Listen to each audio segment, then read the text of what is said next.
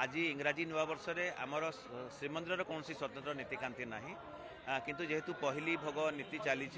एबे मकर संक्रांति पर्यंत ताहा चलिबो जहाँ भी नीति निर्घंट होती सत्यसा नियोग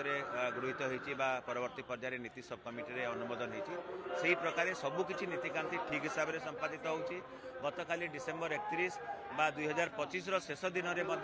जहाँ नीतिकांति थिला पहली भोग नीति महाप्रभु को रात्र पौड़ रात्र 10:25 अनुष्ठित होता है परवर्ती समय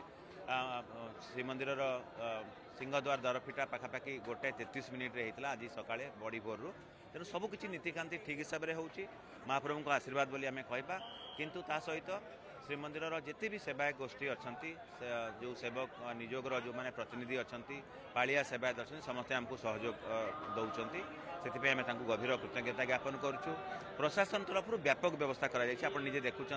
सिंहद्वार मार्केट छक पर्यंत जो बैरिकेड व्यवस्था होती समस्त श्रद्धालु भक्त लाइन रे आसुचंती एवं लाइन रे आसिले किसी समय अपेक्षा कले से प्रतीक्षार अंत करके जिते जाऊँच सुंदर भाव दर्शन कर पुलिस तरफ ह्यूमान बैरिकेड नहीं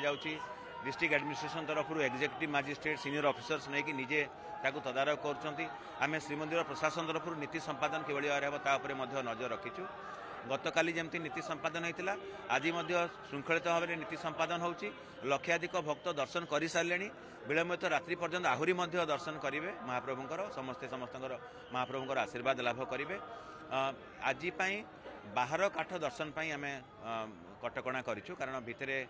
भीतर काठ दर्शन हुए तो आज ठीक हिसाब से हो पार ना जेहेतु अत्यधिक भक्त आसुँचा भी आम छत्तीसा निजोगे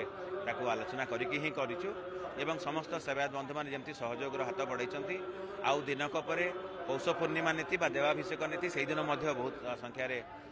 दर्शनार्थी भक्त श्रद्धालु आसवे 4 तारिख जनवरी 4 तारिख दिन प्रथम रविवार पड़ुची जनवरी मासर से दिन भी आसवे बोली आम आशा करूँ किंतु आम प्रशासन तरफ पूरापूरी प्रस्तुत अच्छु समस्त सहयोग आपण जरिया समस्त कृतज्ञता ज्ञापन करुँ।